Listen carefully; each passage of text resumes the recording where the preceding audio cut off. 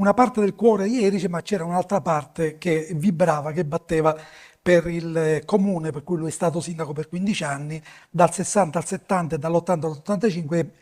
Mi riferisco al comune di Custonaci. Sindaco Missino, fatto impensabile in quegli anni in cui i sindaci missini si contavano sulle dita di una mano. Fu un sindaco attivo, apprezzato, ha dato impulso alle attività culturali ed economiche della zona. Fra diverse iniziative culturali legate alla sua sindacatura, nel 1964 istituì il premio letterario Riviera dei Marmi, che ha avuto come presidente anche il poeta Lucio Piccolo e fra i premiati il poeta Giuseppe Ungaretti, e la Sagra Nazionale dei Marmi di Sicilia, che ebbe effetti positivi per la valorizzazione e la promozione a livello internazionale dei marmi di Custonaci. A Fabrizio Fonte, sindaco di Custonaci, giornalista, saggista, presidente del Centro Studi Dino Grammatico, allievo politico e culturale di Dino Grammatico, il compito di raccontare quello che è passato alla storia come il caso Custonaci.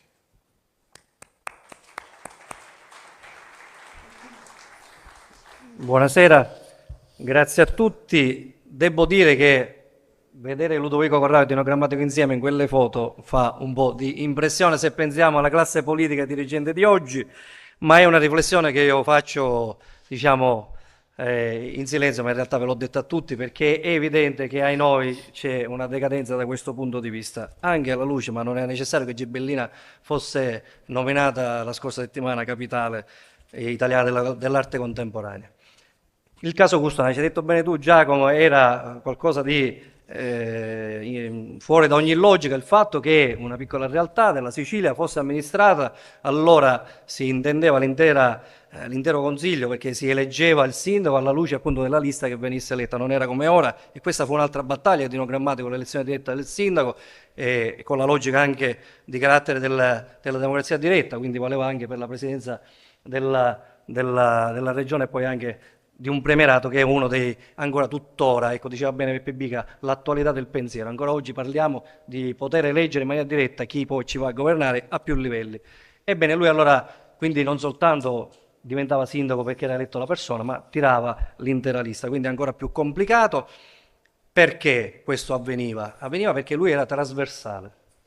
Lo è sempre stato, lo è stato fin da questa esperienza del governo Milazzo, lo è stato da sindaco della città di Custonaci, lo è stato sempre nella sua vita, lo è stato da operatore culturale come presidente dell'ISPE, oggi io ne sono invece il vicepresidente, e pubblicava testi e volumi anche di chi veniva dall'altra parte, ecco, dell'emisfera dal punto di vista della logica di carattere politico. Ed era questa la sua grandezza, la grandezza che ci ha lasciato e che noi sempre a Custonaci nel 2013 non abbiamo voluto dimenticare, perché riteniamo ancora oggi che queste sue riflessioni siano di grande attualità. Ecco perché nel 2013 abbiamo costituito il Centro Studi Dino Grammatico.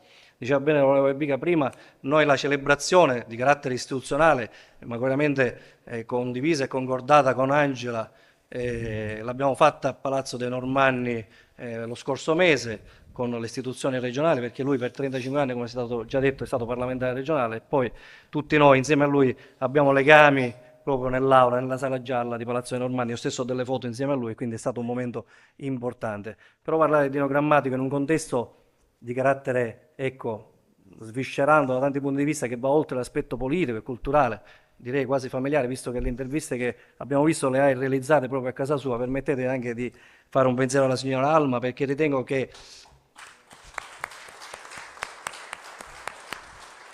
le due figure difficilmente potrebbero essere scisse. Bene ha fatto Angela, attraverso l'associazione La Roccia, a fare questo passaggio su Trapani. Ne avevamo parlato, di fare memoria di questo grossissimo personaggio della grandissima attualità su due passaggi, uno dicevo regionale, con una lettera dell'attuale Presidente del Senato che ha voluto ricordare anche questo rapporto personale con Dino Grammatico, e poi questo su Trapani, ovviamente che era più la sua realtà di carattere territoriale. Però parliamo di una figura che attraverso anche questa esposizione, attraverso questa sindacatura strana di una piccola realtà, ovvero Custonaci, ha avuto una dimensione anche nazionale. Ancora oggi si parla di Dino Grammatico sui piani nazionali. Io stesso ho fatto dei convegni a Roma ricordando questo profilo, questa personalità. So che si proseguirà da altri punti di vista e quindi vado alle conclusioni.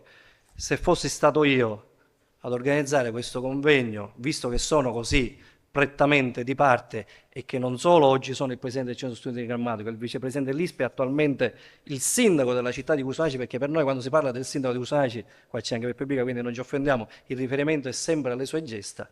Io l'avrei nominato questo convegno la storia di un grande siciliano, perché il grande io ce lo metto.